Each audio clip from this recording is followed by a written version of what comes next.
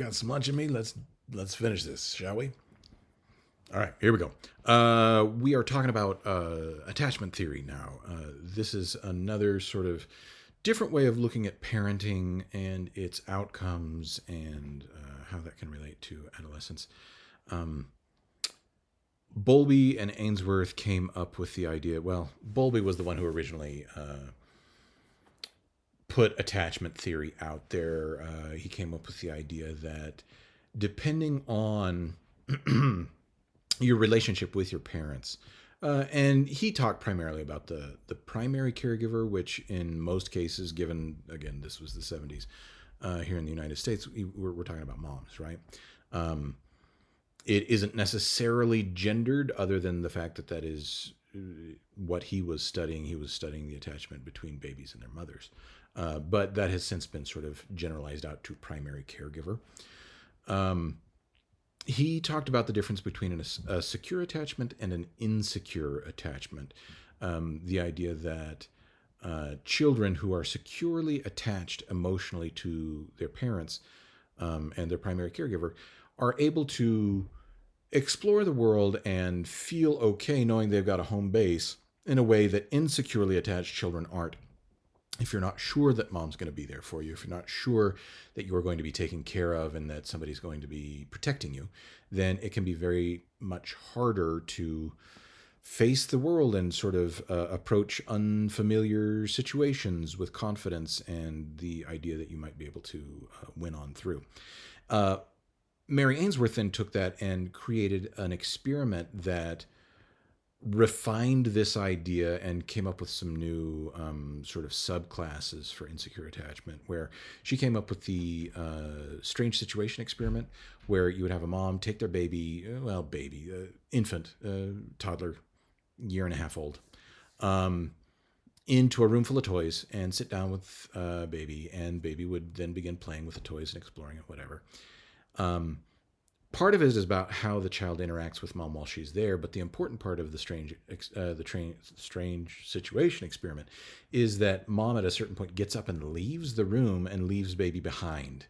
And how does baby respond when mom is gone, and then when mom comes back? It's actually a little bit more extended than that, right? Mom leaves, a stranger comes in and interacts with the child, leaves again, mom comes back, mom leaves again, and then mom comes back for good.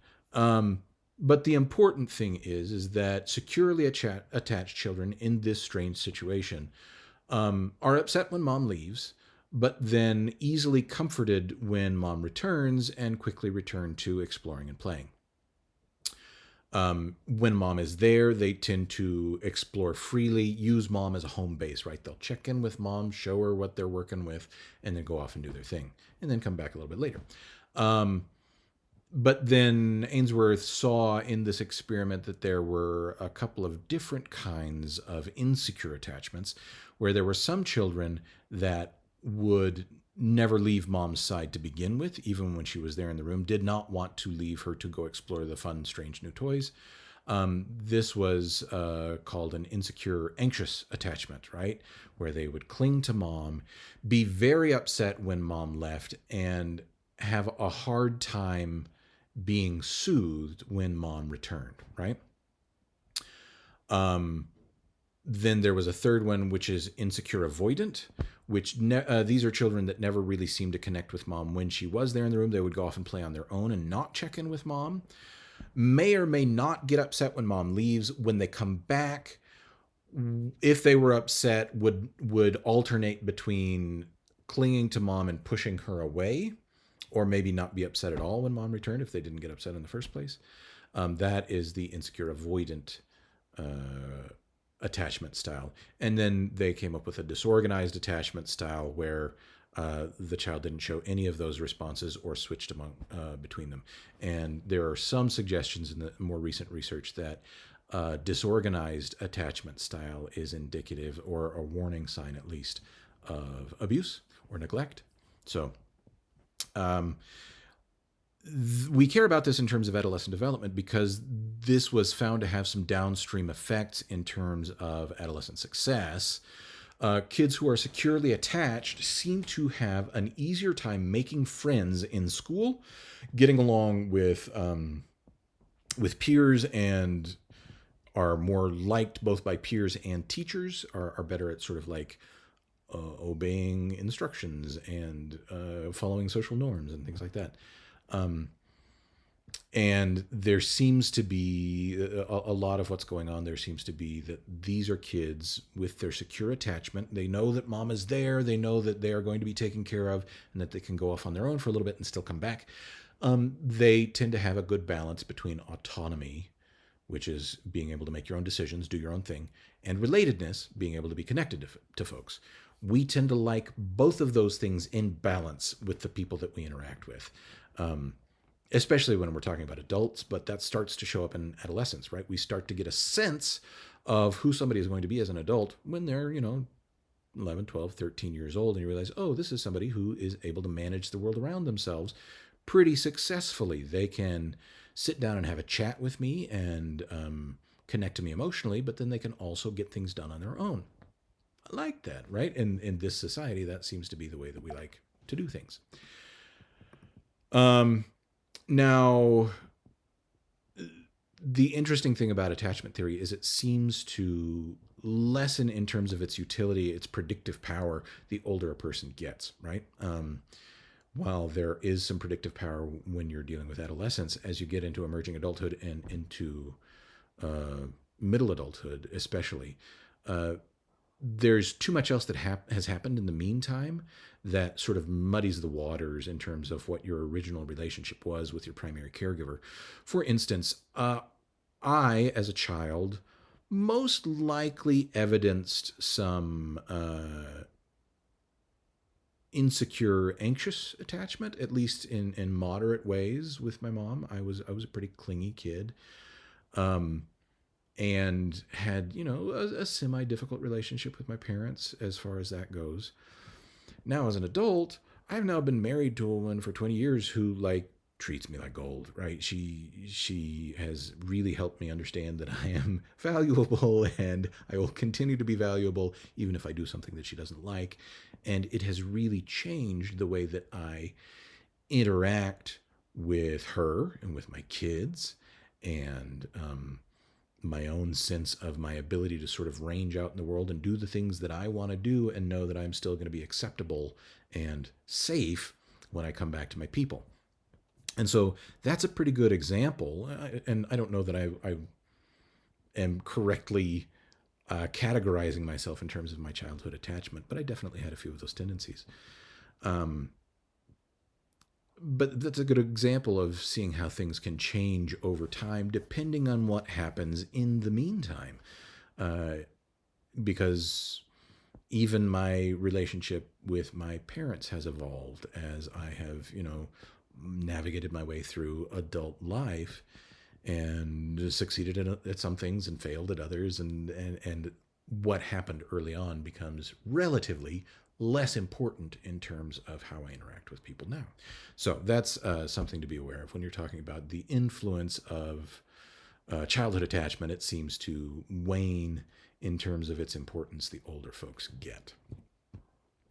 Okay, one of the important things to talk about when we're dealing with parent-child relationships, family relationships in adolescence is there's a lot of fighting, more fighting than parents or their children are used to when they were in childhood. You get a sharp increase in the amount of conflict expressed between adolescents and their parents starting around age 10, 11 or so, right at the beginning of adolescence. These tend to, especially early on, not be the really important stuff that they're arguing about, but more day-to-day conflict as children realize, oh wait, mom and dad aren't around all of the time, even though I have felt for my whole life that they are in charge of everything that I do and are present even when they're not present, and so I've got to do what they want all of the time. Mom and dad are gone sometimes, and when they're gone, they don't know what I'm doing, and so I can do some of my own stuff. And if I can do some of my own stuff on my own time, I would really like to do some of my own stuff on their time too, when they are around. Like, stop telling me what to do every living second of my life. I am my own person. This is the beginning of the establishment of identity that we talked about in the self chapter. And it leads to conflict as things that parents were previously accustomed to doing for their children or telling them to do, then children begin to say, no, I'm going to take charge of that myself. And that necessarily causes some butting of heads. Interestingly, you get sort of the peak of conflict sort of in middle adolescence, and it actually dives in later adolescence as they get on towards emerging adulthood. Even though if you think back towards your own teen years, you may remember the big fights, right? The ones that you had when you were 16, 17, 18. And those feel like the really important conflicts. And I'm not going to gainsay you on that. Those probably were the really important conflicts in your adolescence. But it's quite likely that at that stage, you had learned to not fight about the little stuff that early adolescents and middle adolescents are sort of obsessed with. You have figured, it's fine if I just get my homework done before I head out, and that's probably going to work out well for me. But who I date, we're going to fight about that, right? And so you pick your fights better when you are in late adolescence. And so you have fewer fights, more important fights, because you're saving that conflict for when it's really going to matter for the things that are really important to you. Whereas in early adolescence, you're sort of obsessed with the idea that I can do what I want now. Mom and dad aren't in charge of everything anymore. And so you sort of push back against everything. That leads to high levels of generalized conflict. And you can see that reflected here. Takes a sharp jump around age 11 or so, peaks around age 15, and then falls off sharply after that to pre-adolescence ranges, where you move into emerging adulthood, and by and large you get fewer fights, and you come to a new balancing point in terms of the power dynamic between you and your parents. One of the reasons that this tends to fall off in later adolescence is you are now adult-sized. And so you can't physically be moved in the same way that you were when you were younger and taken away from a context or taken away from your toys or whatever the case may be. Like a kid gets to a certain age and you are not allowed, it is not socially acceptable as a parent to physically grapple with them in the way that you have to with children and young adolescents in some cases. And if you do choose to physically grapple with them as an adult, it's going to cost you more because they're your size now. And so I remember an older brother and my father that really had a hard time with each other as he was moving through adolescence. And he would physically challenge my father up until about age 15 or 16 or so. And then it happened once when he was 16, and he stood up to my dad, and he stood up to hear on my dad. And suddenly my dad recalculated the wisdom of them taking swings at each other, right? Now, there was not a whole lot of fist swinging in my family. Don't worry that I came from a really difficult situation. It was a little difficult. But the calculus of is this a worthwhile confrontation with parents changes once you're their size instead of kid size. There's also, when you're talking about cross-gender interactions, issues of, we've talked a little bit already about the increase in physical distance once kids hit puberty, right? This comes into play with conflict as well in terms of getting up in somebody's face and like physically touching them. That's simply less acceptable when your child is 15, 16, 17 years old, especially if they are of the opposite gender from you. For weird, not very well explicable, that's the wrong way to say that, but these are reasons that are hard to voice because we don't like to, we are really averse in our society and in most societies in thinking about and talking about like sexual interactions between parents and children or sexually charged interactions, right? Yeah, no thanks. We don't want to think about that.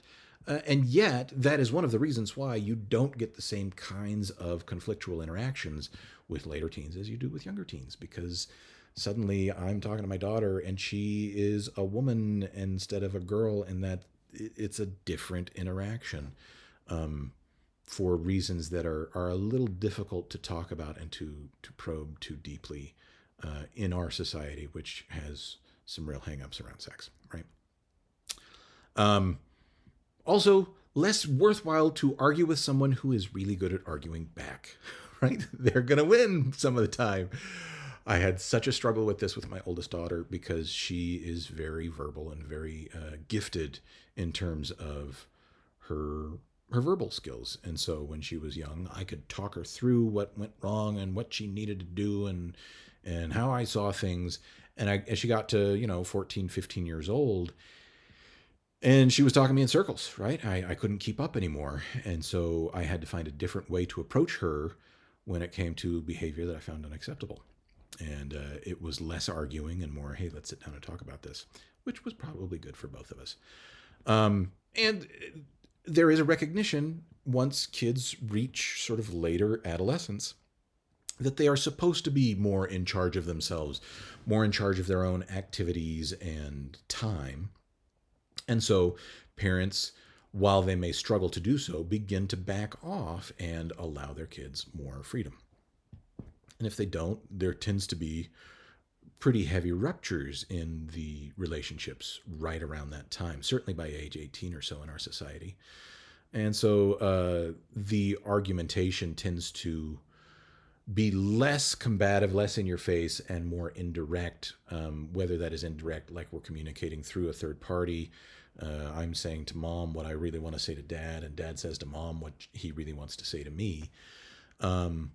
Or whether it becomes more passive aggressive in ways that you can still disagree with each other and let the other person know that their behavior is unacceptable without necessarily yelling about it or ruining the family dinner or whatever the case may be. People get better at that as they get towards emerging adulthood. Okay, now that's Western society. That's the United States and Canada and some other spots. But if we're talking about more traditional kinds of cultures, as I mentioned earlier in the first video, there is simply a different acceptable power balance between parents and children in more traditional societies where parents hold more power and kids are more okay with it because that's just the way the world works. That tends to lead to fewer petty conflicts. I am less likely to throw a fit because they turned off the TV at 7 p.m. And as a result, I am gonna save my conflict with them for more important. This is doubly true in more collectivistic societies where the peace and togetherness of the family unit is of more importance, is more highly valued than it is here in our society. You're just going to fight less because it's not worth it. You're thinking more about the overall well-being of the family and a little bit less about your own. And so it makes less sense to need to get your own way in some cases, right? There are different ideas also about what it means to be economically independent in a lot of more traditional societies where your ability to make money and contribute to the family success is considered as sort of like pooled resources in a way, right? Where you may grow up and marry and still live in the same home as your parents. And if not in the same home, then in close proximity. And you are literally sharing money and resources in a way that is a little bit incomprehensible in our society because it's like, whoa, your parents are taking money from you? That's not okay. We don't do that.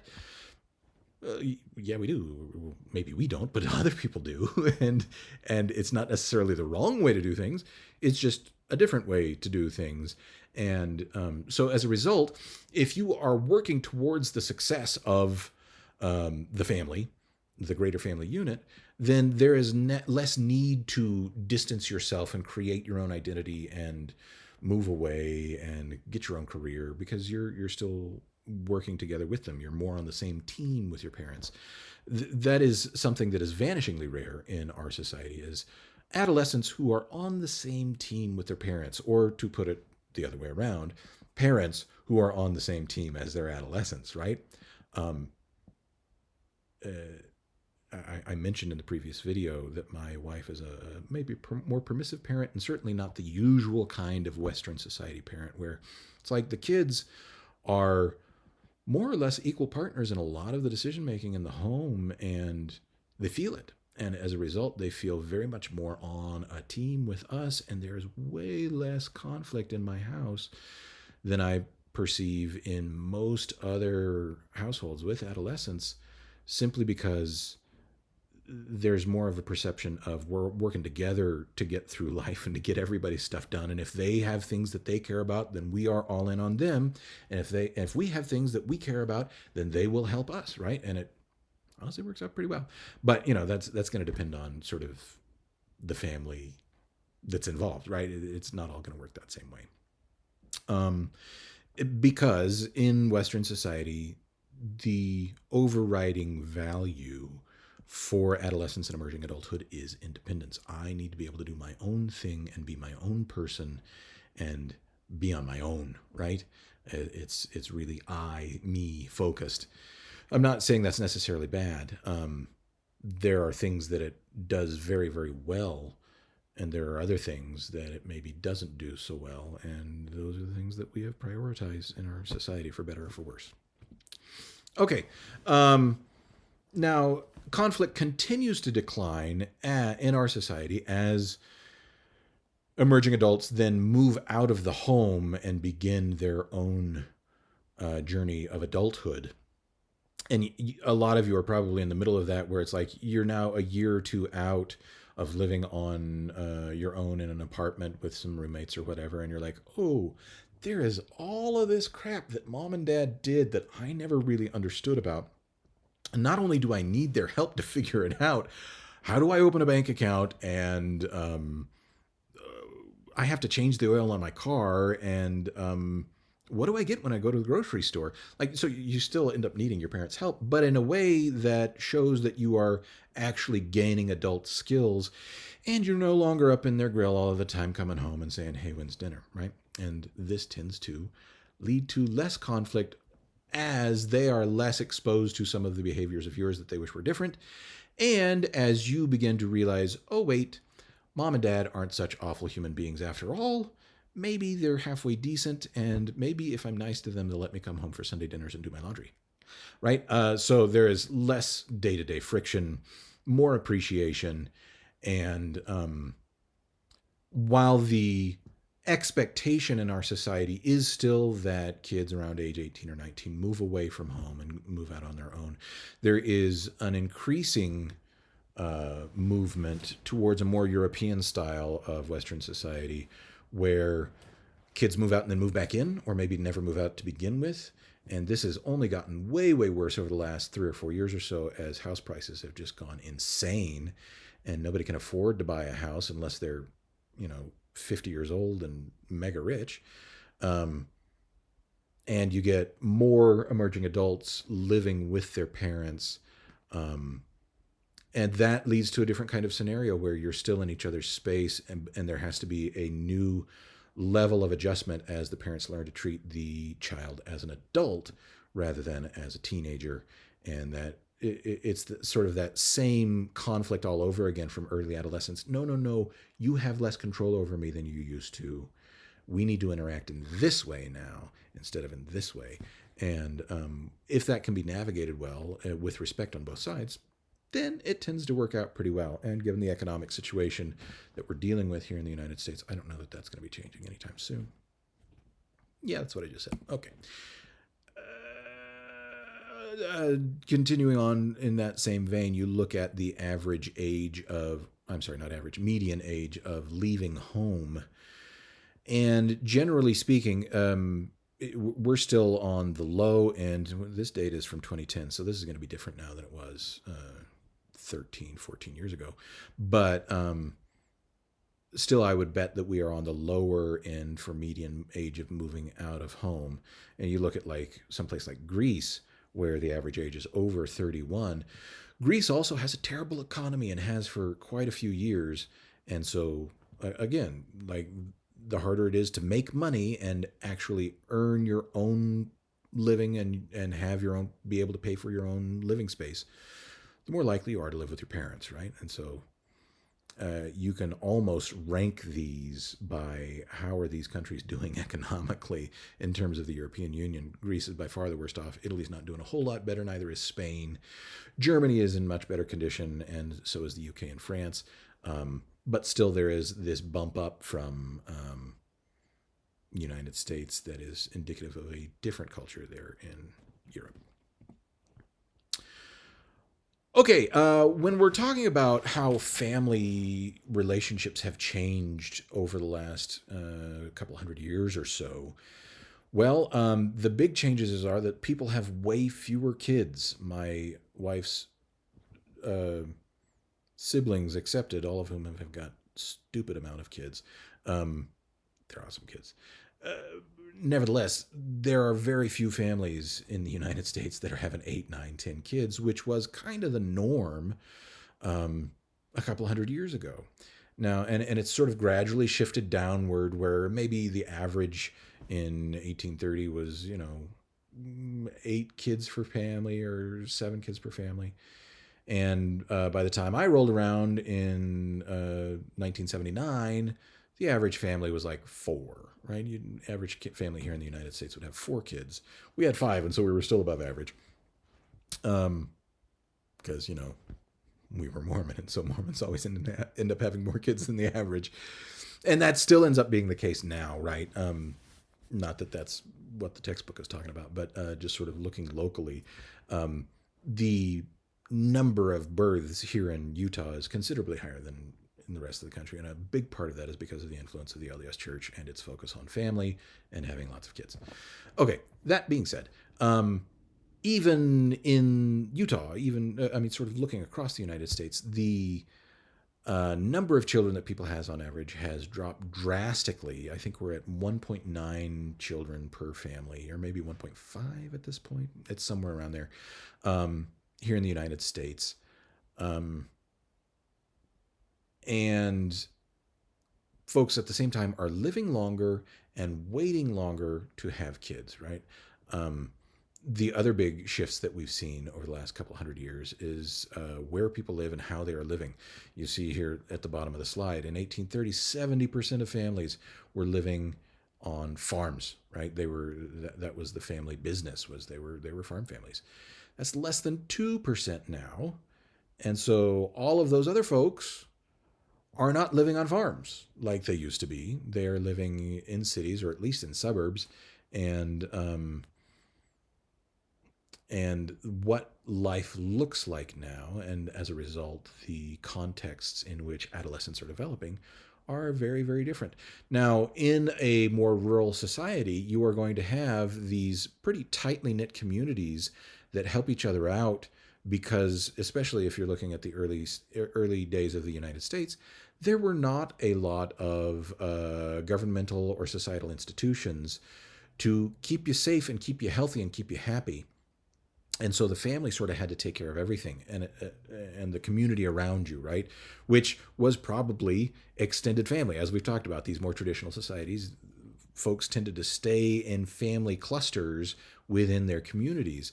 And so you had, aunts and uncles and cousins and whatevers that were helping you out. And if you got sick, or you got an infection, or your house burned down, or you needed a break from plowing the fields, then that you were looking to your family and to your community. And that simply doesn't work in the same way anymore. I mean, when's the last time you went to a neighborhood hoedown, right? I would imagine it's been quite a while, if you ever have, because that isn't a thing that we do anymore. Life simply looks different. We are able to be more self-sufficient. We are living closer together. And as there are more folks living in close proximity to each other that are not related to each other, that necessitates the creation of all of these social institutions and government entities that are designed to replace some of those family and community needs. So, as you see here, the educational needs, the religious needs, medical, economic support, recreational, affective. When we're talking about affective, we're just talking about emotional needs, right? In 1800, it was all the family. Now, that's overstating a little bit. There were still medical professionals there were still churches, there were still schools, right? But they were fewer, they were less complex, and they were likely to be much further away from your house. And so more of your day-to-day needs, whether you're talking about religion or education or medical needs or whatever, were going to be taken care of in the home. Whereas now, you've got all of these different other institutions that have cropped up to replace the sort of tightly knit community and family, extended family structure that held society together in a more rural, more agrarian, more broadly, more widely spread, more diffuse society, right? Now we're all up in each other's faces, and you can't turn around without having to see 20 people. And so it's more that we've had to adapt to not seeing each other and not being in each other's business, even as we were in each other's faces. Like, think about riding on a subway in a big city, right? You are packed, just surrounded by people, none of whom you have any desire to interact with. And you're all just trying to have your own little minuscule bubble of space and pretend that you are not living in hell as you are stuck in this metal box with other people moving underground at very high speeds until you get where you are going, right? There's all of these things that we have had to adapt to as we have lived closer and closer together. Okay.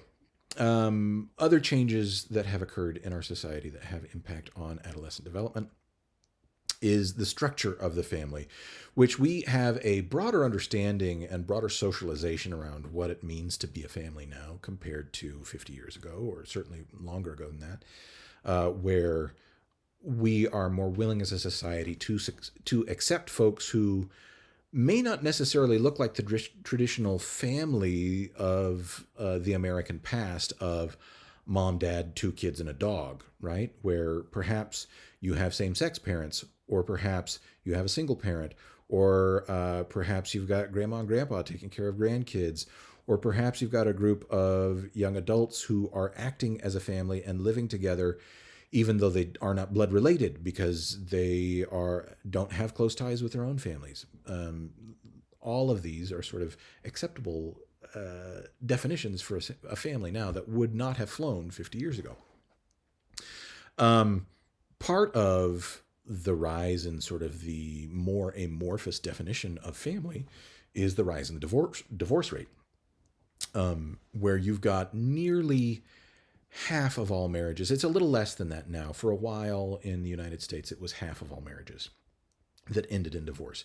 It's less than that now. It's somewhere around 40%, still very high numbers, but less than it used to be. That has led to a massive increase in the number of single parent households. Generally, that's going to be single mother households, as mothers are more likely to seek and receive full custody of children in the case of a divorce. Once again, that goes back to the enculturation of gender roles and the idea that moms are supposed to be the caretaker of the kids and dads are supposed to be the moneymakers. When mom and dad split, dad is far less likely to feel like, oh, wait, I need to take care of these kids. Mom's been taking care of the kids all this time. She can keep taking care of the kids, right? And I'm not saying that's fair. I'm not saying that's right. I'm saying that's what happens a lot of the time. And so generally speaking, you've got the rise of the single mother household.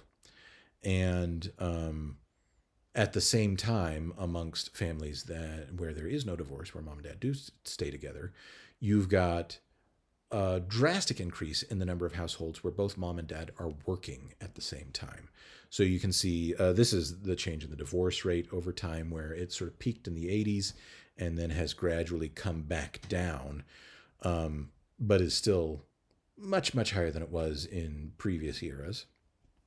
And when you're looking at the number of kids who have moms that are active in the labor force, you had 10% of kids in 1940 who had moms that worked. And now you've got more than 70% of kids in 2010 who have moms that work in one way or the other. And so that's going to change what the home looks like, and sort of how that the redistribution of household responsibilities to be perhaps, hopefully, a little bit more equitable between mom and dad, as mom is shouldering some of the burden for paying for things. Doesn't always work that way. Again, I'm not saying that's right or fair. I'm just saying that there are still plenty of families where mom is working a part-time job and still primarily responsible for all of the household duties too. And that tends to not work out super well for anybody. Now, unfortunately, while a lot of this is in flux, and a lot of families struggle to figure out who's responsible for what and how do we get along with each other. While that is harder than it perhaps used to be because there are more options available to us, there is a ton of research that shows that splitting families up, generally speaking, does not have positive outcomes for the children involved. Now, I want to be really careful about how I say this because this research and the stuff that I'm going to be talking about now presumes that the divorce is occurring between two adults who are otherwise functional adults, right? That's a lot of the folks who are at greatest risk in our society and are dealing with abusive marriages and relationships are not participating in a lot of this research. And so a lot of this that I'm going to talk about right now is presuming that mom and dad didn't get along and maybe fought a lot and now are separated, but not necessarily that dad was hitting mom and that's why she left, right? In cases of the research into abuse and domestic violence does show that when there is divorce for cause of, because there has been physical or emotional abuse, those moms and their children do better after the divorce than they did before, right? They're happier, they are healthier, they do better in school, etc. But that's a relatively small subset of divorces. Most divorces in Western society occur because mom and dad decide we don't actually really like each other enough to put up with each other all of the time. And we're really struggling to get along and to live in the same household, and so calling it quits. And the outcomes there for the kids tend to be more negative, unfortunately. One more caveat, and then we'll get to the research. I am certain that some of you listening to this are children of divorce, where mom and dad split up at some point in your life. I'm going to say some pretty negative things right now, but I want to call out that these are not like set in stone, right? Because mom and dad divorced does not mean that you are doomed to have to be a drug abuser or start fooling around way too early or get diagnosed with depression or drop out of college. It is not your destiny. What this says is that all other things being held constant, all other things being equal, kids whose parents divorce are slightly more likely to have trouble with these things, right? So I'm not necessarily talking about you because your mom and dad split up, right? The fact that you are here listening to me and in college suggests that you're doing okay for yourself, and good job. You're doing awesome. But when we look at the numbers, on average, kids whose parents have gone through divorce do have higher risks for drug and alcohol abuse, early sexual activity,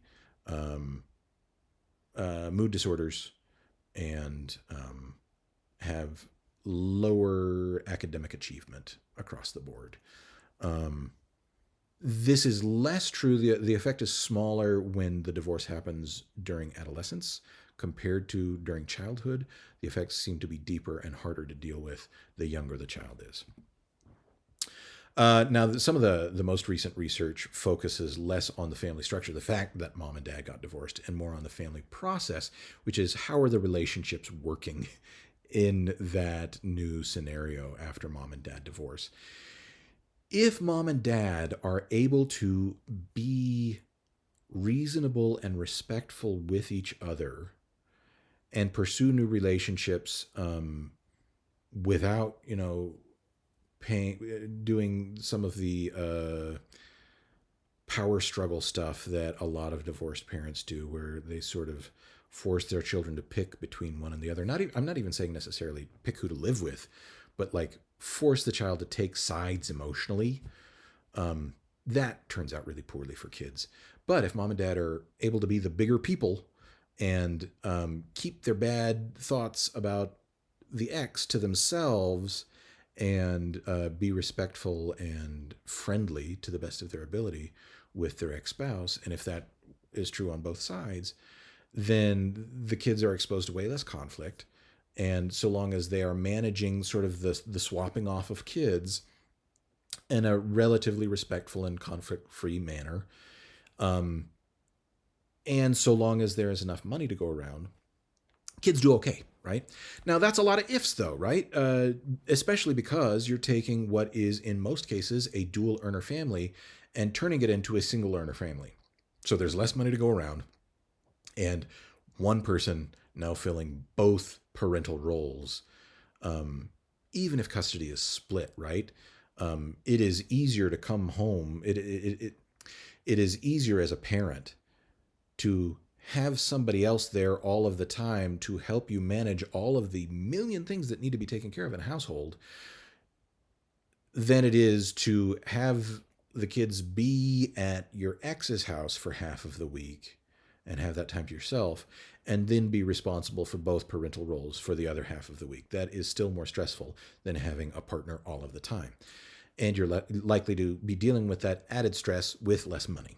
It's a rough road. It really is. I have massive respect for women and men who manage it and still take good care of their kids. That is sort of a superhuman effort. It's incredible. I could never do it, really honestly. I had better never get divorced because I would not know how to handle all of the things that need to be handled. Okay, things that do help protect against some of the negatives of divorce. Interestingly, having a positive relationship with your mother tends to be more important than having a positive relationship with the father. This is probably, once again, because the mom is more likely to be the primary caregiver in the case of a divorce. There are far more, an order of magnitude more single mother households in the United States than there are single father households. And one of the things that adolescents actually respond best to, even though they may not say so, is consistency. So even if things aren't ideal, so long as you can keep it expected, right? So, hey, we don't have enough money to go around, and mom is working too much, and you've got to cook lunch for yourself, and I'm not going to be there when you get home from school. So long as it stays on a pretty even keel and the kid knows what to expect, the kid will adapt, right? And that will help. What is more difficult for a child to deal with is if they go from, oh, mom's working 3 jobs and is gone all of the time, and now a new dude moved in and he's got a lot of money, and so things are good for a little while, but now he moved out and we're super poor again, and now she's dating 3 other dudes, and there's no consistency, and that is something that children and adolescents both tend to have a really, really difficult time with. So in the case of divorce, managing some level of consistency to the extent that individuals are able to. I want to now speak not just to the children of divorce who are listening to this, but those who are or have gone through divorces themselves, because I always have a few of those every semester. Like, don't feel too bad about yourself as I'm talking about this stuff. Like, do your best to find what consistency you can, even if you feel like it's not too much. Express as much love and support as you can for your kids, and stick with it, because things do eventually improve just because they do over time, right? In most situations. So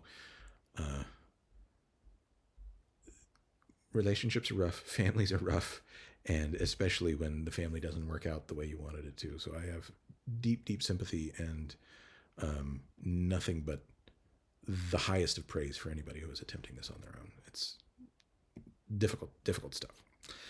But the thing that is most difficult for adolescents and children to deal with is not just that inconsistency, but exposure to conflict. That's the biggie, right? If they are hearing the arguments, involved in the arguments, aware of the arguments, it's really difficult for children and teens to not internalize that and feel guilt and responsibility for that, because things aren't going the way they want, and you're dealing with people who don't necessarily have a really clear understanding of how the world works yet. And so it's really easy for them to engage in kind of magical thinking where if I were just a better kid, if I were doing better in school, mom and dad would not be fighting the way that they are. And of course, that's not true. And you can say that it's not true to them as often as you want, and it frequently won't get heard. Far better is to simply do your best to shield them from those conflicts so that it's not happening around them, where, like, let's go for a walk and hash it out while kids are watching a movie, rather than just going into our room where they can still hear us yell, right? The less exposure they have to conflict in the case of a divorce, the better. Now, most who get divorced do end up getting remarried in our society, but that's not always super easy either. Now, the long-term outlook, this is not in the slides, but I do want to call this out. The long-term outlook for individuals who remarry, especially for women, is more positive than those who stay single, in most cases. So there is light at the end of the tunnel as far as that goes. You find somebody who get along with better than your ex, and you marry them. You may have a rough go for a few years, but in the end, once you find the new balancing point in your family, things will likely get quite a bit better. But in the meantime, there tends to be quite a lot of conflict in the attempt to integrate new families together. And once again, those who bear the brunt of it tend to be the adolescents. The adjustment period to a new parental figure is particularly difficult if you are already in the phase of life where you are attempting to figure out who you are and establish your own identity, and now you're dealing with a new person in charge that does things differently than what you're used to. These kids tend to have higher rates of depression and anxiety, be more likely to be diagnosed with conduct disorders, tend to do worse in school, and tend to get in more trouble with the law. Again, we're talking about the first 2-3 years of a remarriage. And this is, again, on average, right? Just because you've got a stepdad or a stepmom does not mean that you are doomed to low academic achievement and ending up in jail. And it's harder for adolescents than it is for children with remarriage. And sort of the converse of the inverse of what I was talking about before, where divorce tends to be harder on younger kids and a little bit easier on adolescents. They've got a few more skills to deal with that. But on the flip side of that, remarriage, you've got adolescents who are in a different phase, who have a greater list of expectations for how the world is supposed to work that then get violated when you're dealing with a step-parent. And so that tends to lead to quite a bit of acting out at the age in which they're already more prone to do that anyway. So the reason for this is this violation of expectation. It disrupts not only the family structure. I'm used to mom being in charge now, and she's the one that I deal with, and I run everything through her. And now suddenly there's this dude around who thinks he's in charge of me, and get lost, bucko. I don't want to deal with you. You're not my dad. It's really funny. That situation I was just describing is not funny. What's funny is what I was thinking in my brain, which I hadn't said yet. I should explain that. So my situation is that I actually am my wife's second husband, where her first husband passed away. Our two oldest daughters are actually from that first marriage. And so when we married, they were 3 and 4 years old. And so I was stepdad for a little while. I've since adopted them, and they're my kids, just like the kids that we had together. And it's worked out really well. But the first couple of years were really rough, even though I was sort of doing step family on easy mode because they were still really little and had no memories of their biological dad. Nevertheless, there was a lot of conflict the first couple of years, especially with the younger of my two oldest daughters, who was sort of late talking and still very much a toddler at age 3. And, she had a really difficult time accepting me as someone who was doing things for her and, of course, telling her what to do. So, like, I'd try and strap her into her car seat, and she would slap away my hands and say, "No, Mama, do it." I would get so mad. It would drive me insane. "I am just trying to buckle you, kid. It's fine. I'm not doing anything. Just, we're trying to get on the road." And so that's the worst, though, that I had to deal with as the "you're not my real dad" kind of thing. As they got a little bit older, and we spent more time as a family, like, that just went away. And I fully expected, as teenagers, to get at least a couple of instances of "you're not my real dad," but it never happened. Right? It worked out just fine. But that's sort of the classic step parent thing that I missed out on. It's a real shame. Anyways, this disruption in the family structure and then the family process, right? How does my family interact and what are the relationships like? That is all going to have to get restructured when you put a new parental figure into the mix. Now it's not just mom dealing with dropping me off at dad's. Sometimes stepdad is dropping me off at dad's, and they don't like each other, and yada, yada, yada. And so it can be yet another level of stress and difficulty as you've got a new person in the mix. Now, in terms of, there's been a lot of discussion in our society about, bemoaning the dual earner family and the negative effects that has with mom working and not home to take care of the kids. And so as a result, there's been a lot of research on that. And it appears that a lot of that moaning is from folks who just want things to look like they did in 1950, right? Where there is a particular way the world is supposed to work, and it's supposed to look like that. And it was probably not even their own home growing up. It was just the homes that they saw on television. And unfortunately, that's just not the world that we live in. And so the research seems to suggest that so long as the relationships are good, mom and dad both working doesn't have too many negative effects on the kids. Depending on how many hours per week are being worked between the two parents, so long as that is not too high. So, and I forget what the cutoff is in terms of sort of like acceptable levels of work. I want to say it's something like an average of 30 to 35 hours a week for each parent.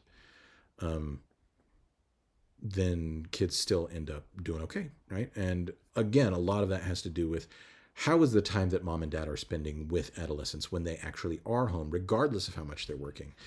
If there's plenty of warmth and not too much conflict, then kids seem to do all right. If mom and dad come home from work and they're super stressed out and there's still not enough money and everybody's yelling and nobody's taking care of each other, then yeah, that doesn't work out super well.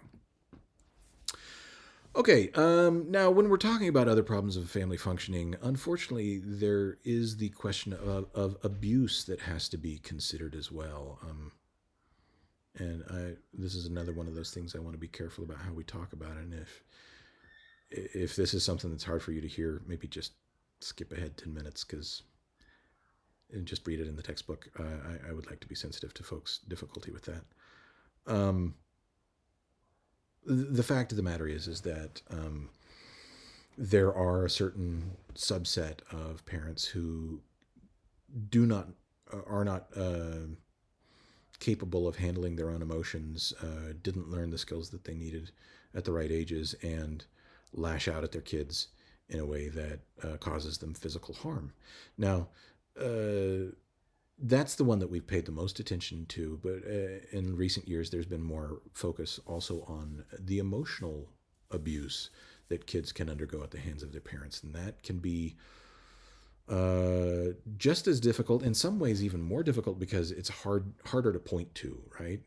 If you're walking away with bruises, somebody's probably going to notice that, and it's way easier for folks to intervene because something is obviously wrong. If you're walking away from your interactions with a parent feeling like you're a worthless person because they are so mean to you or so dismissive or so aggressive or whatever the case may be, that's harder to point to somebody externally and say, I am being abused. Nobody's likely to see that in the same kind of way. And so it can be harder to confront and resolve. And my dogs are super upset about something. I'm sorry for that noise. It's probably the Amazon guy. Now, while on the one hand, I want to be very firm in saying that no child deserves to be physically or emotionally abused, and that is a thing that needs to stop in all cases by whatever means are necessary. It's worth recognizing that most folks don't abuse their families unless they themselves have been the victims of abuse. And that is not an excuse to allow abuse, but rather helps us to understand maybe where it comes from. And certainly the research suggests that the higher the stress load on the parents, the more financial difficulties there are, the more relationship difficulties there are between them and their spouse, the more mental health issues they have already, the higher the likelihood of child abuse becomes. And so helping to take care of parents almost resolves, in nearly every case, any child abuse that could possibly occur. And so we sort of need to be approaching that from both sides, where we're stepping down real hard on any child abuse that is occurring, and at the same time learning to support parents better in more positive and useful ways in an increasingly economically anxious society, right? Unsurprisingly, kids who are abused tend to experience a lot more behavioral problems than their peers. They are far more aggressive, far more antisocial, more likely to use drugs and alcohol, higher levels of mood disorders, and do worse in school. This, I mean, it could not be more obvious, right? If the people who are supposed to take care of you are hurting you instead, it is really difficult to do the things that you are supposed to be doing as a person, right? Doubly so when we're dealing with sexual abuse in the family. Generally speaking, I don't remember the exact percentages. I want to say it's somewhere between 80 and 90% of sexual abuse is enacted by, wait, let me rephrase that, because it's not 90% by fathers. 90% by men, though, right? So either fathers or uncles or elder brothers. It appears that a lot of that tends to stem from feelings of inadequacy and emotional disturbances of their own from earlier in life. And again, abused people abuse people. That is very much true. Not in every single case, but in the overwhelming majority of cases. But let me just go ahead and throw it out there. Something that is hopefully obvious is that expressions of sexuality towards a family member is never actual affection or love, right? It is always a question of control, dominance, and trying to deal with their own sense of insecurity and awkwardness, and taking that out on somebody that they have control over. And it is simply never appropriate. I mean, every single society out there, this is not a cultural thing, every single society out there has very strong taboos against incestual sexual activity, right? And so there are very strong laws in pretty much everywhere in the world that prohibit and punish that sort of thing. Regardless of the laws in place or the fact that we think this shouldn't happen and needs to happen less, and yes, of course, things are all true. It does still happen. The effects that it has on adolescence. Think back to Erik Erikson and his stages, right? The very first stage is trust versus mistrust. Now, that's supposed to happen in infancy, but those stages are actually a little looser than Erikson originally thought of. And I struggle to think of a single way in which you could learn mistrust of the people who are supposed to be taking care of you and raising you than if you were being sexually abused, right? So these are individuals who are going to struggle to trust others in close relationships, whether it's friend relationships or romantic relationships or relationships with their own children later on in life. Much higher rates of mood disorders and social withdrawal. You do see sort of these divergent ends of the spectrum in terms of their own sexual behavior. Folks who get sexually abused as adolescents or as children tend to either be very avoidant of any sexual contact or highly sexually promiscuous, where it just depends on the personality involved and their reaction to those occurrences. They can either lean in or lean away. But generally speaking, you see disturbances in their own sexual behavior. Higher levels of substance abuse and higher levels of suicidality across the board. This is something that we got to figure out as a society. I mean, there's always going to be some level of folks who just got messed up along the way, but we need to become more effective at figuring this stuff out early and resolving it to the best of our ability, because there is not a child under the sun that deserves that kind of treatment. Boy, this is depressing. We're going to end on a depressing note, too, because now we're talking about street kids. There are worldwide kids who end up leaving home out of sequence, right? We're not talking about kids who okay, I finished high school at 16, and so I'm going to go out and get my own apartment, mom and dad. That's not what we're talking about. We're talking about kids who are running away from home, are kicked out of the house because of excessive fighting with the parents, and end up on their own earlier than they are able to actually take care of themselves. These kids tend to be much more vulnerable to exploitation, whether that is labor exploitation or sexual exploitation or both. And while there are shelters in most places for runaway kids, there's never enough of them. And those tend to be fairly dangerous places as well, because you've got kids from dysfunctional families who are then around other kids who are relatively defenseless, right? And the best organization in the world is going to have a hard time keeping an eye on them all of the time. Now, this does work better perhaps in the United States than it does in other parts of the world with fewer resources, but it still isn't great here. But if you look worldwide, why do kids end up on the street? First and foremost, it's because of family dysfunction, because they have either been thrown out of the house or run away from home, whether that's due to high levels of conflict or abuse or whatever the case may be, but also situations of poverty where the family literally cannot afford to take care of their children, or there is a war or natural disaster or some other sort of mass displacement where you get folks migrating. That leads to kids getting separated from their families and being on their own.